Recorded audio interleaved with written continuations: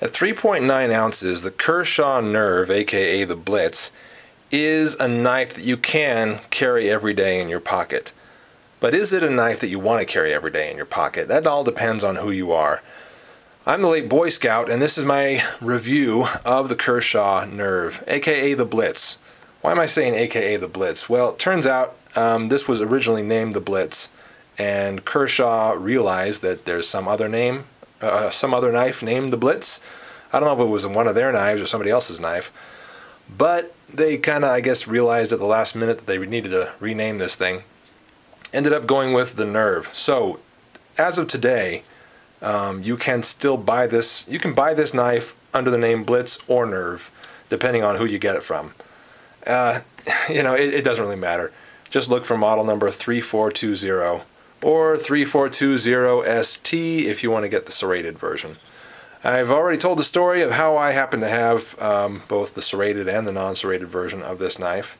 Kershaw was very kind to me in a warranty replacement / return. Yeah, I have two knives. So look at that vid for the whole story. So I want to give you sort of my opinions on this knife and tell you some of the specs on it. Alright, so let's go down. What we got here is about a 3 1/8 inch blade.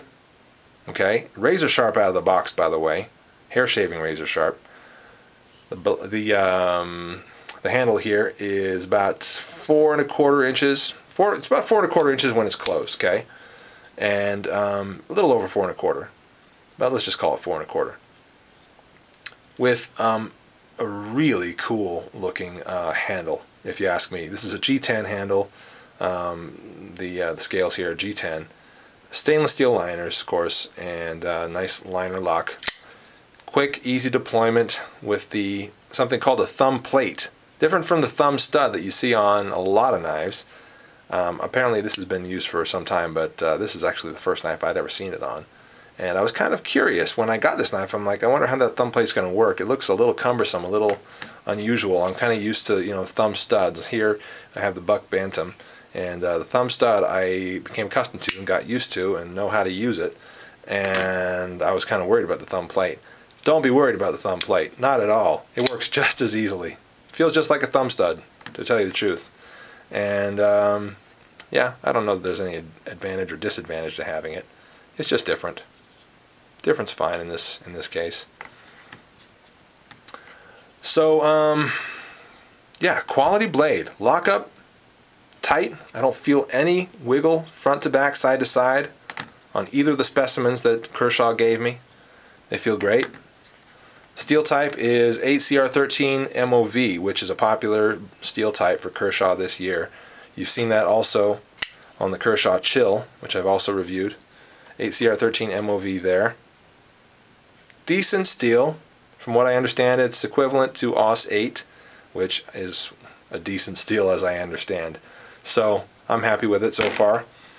And I kind of debated waiting on this review because I've only been carrying this knife for maybe a week, and I sort of wanted to carry it for maybe 2 or 3 weeks just to be sure, of all the good and the bad regarding the knife. But I've gotten to the point where I'm comfortable with it in my pocket, and I am a primary EDC guy when it comes to knives. And when I'm shopping for knives, if it looks like something that I can't carry in my pocket all day long and feel comfortable carrying all day long, I probably won't buy it. One of the first knives I bought here was this buck. Sorry, I almost called it the buck rush. The buck bantam, and it is large as an EDC blade. It is, man. It's a great icebreaker though. Get it in your hand like this and smash up bags of ice. Works great.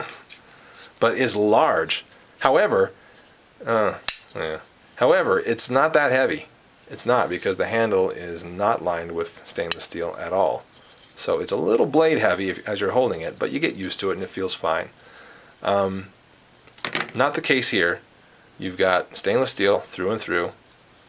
Okay, so well balanced, I guess, in that sense, but makes it a heavier knife. 3.9 ounces. Can you handle 3.9 ounces all day long? That's not that heavy for an EDC blade, is it? I don't think it's that heavy. I mean, I know a lot of you guys carry bigger, heavier blades, and that's fine. Good for you. I like to go as light as I can go. Here we go with 2 ounces. Yeah, 2 ounces on the Kershaw Chill, guys. That's pretty sweet. Wouldn't you like to have that in your pocket all day long? I do. It's pretty nice. It's pretty nice to carry. Pretty easy to carry. Very lightweight. Then you go up to 3.9, and then you're like, oh, okay, I can feel this in my pocket now. Especially considering the width. Okay, look at this width. Look at that comparison. Oh man, we're talking like, okay, the Chill is maybe half to 2/3 the width of the Nerve. Half to 2/3. So this thing is super small. This thing is not super small, but it's still carryable. I know, like I said, a lot of you guys carry bigger knives and you're happy with them all day long. And I carried this long enough that I feel like I got comfortable with it. And if I can get comfortable with it, then it works. It works. And I say you can get comfortable with this blade. If you want to make this your EDC, your primary EDC, one of your EDCs, something to put in your collection, you can do it. It works. Works fine, in my opinion. Nothing to worry about there. By the way, what's the price on this? You've probably seen the price already. It's between $20 and $25. Not a big deal. Not a big deal. So if you're thinking about pulling the trigger on this just for fun, just for your collection, just to check it out, try it out, you're probably going to be okay. You can probably give up 20 to 25 bucks and enjoy this blade. So, yeah, great stuff. Handle materials, good stuff. I love the handle aesthetics. I love these grooves here. Okay, this is pretty much what sold the blade for me.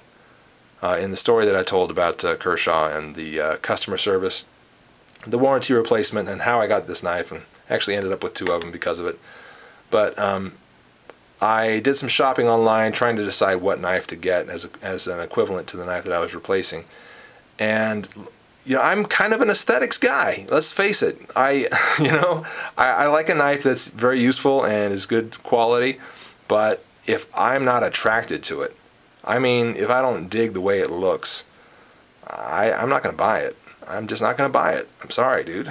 There's a lot of knives out there that are affordable and very useful and are super high quality, and a lot of other guys dig them, and I just don't.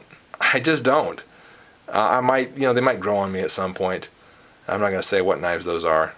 Probably hurt some feelings. But, yeah, this one, immediately I liked it, and I'm going to tell you why. I think the blade shape is pretty cool. You got this area up here that's kind of meant for a little bit of finger control, I suppose. Your finger would kind of ride up there. Maybe your thumb would ride up there. Little thumb control. By the way, tons of jimping all over the place. Up here, goes through the stainless steel and is very good. Works very, very well. It's deep and very pokey. And you got some down here, and you got some on the back as well. Oh man, I mean, this thing is completely jimped out. So what is it about the handle that I dug so much? Okay, these grooves here. I was reminded of like fingerprints or like tree bark maybe. I don't know, something organic, something kind of out of a Tim Burton movie, I think. And that struck me, and I knew I wanted this blade. So that's how I made the decision on this. Purely aesthetics. I mean, all the other features, dug them, but mainly the aesthetics of the handle here. Let's talk about the pocket clip before I run out of time. Here we go. You can see that it's at the top, obviously, and not for lefties, sorry, but you can have it at the top and it comes straight down. Looks great. I'm showing you both versions of it. There's a serrated. However, when you put it at the bottom, look what it does. I don't dig that. I don't dig that, and more so because look at that. Oh my gosh. Holy crap. You see that? Look at that. It only makes contact in one little spot on one side. That is an afterthought. The bottom pocket clip, the tip-up carry position, it's an afterthought. They didn't plan it. They drilled these in a bad spot. They didn't plan it right. So, not digging that, but otherwise good knife. So, what's the use for this? The ideal is sort of a medium to large EDC, maybe an emergency tactical with all that jimping, definitely. Small tactical, probably. Whatever you're going to use this for, at $20 to $25, I don't think you can go wrong. So there it is, guys. The Kershaw Nerve / Blitz. I'm the late Boy Scout. See you later.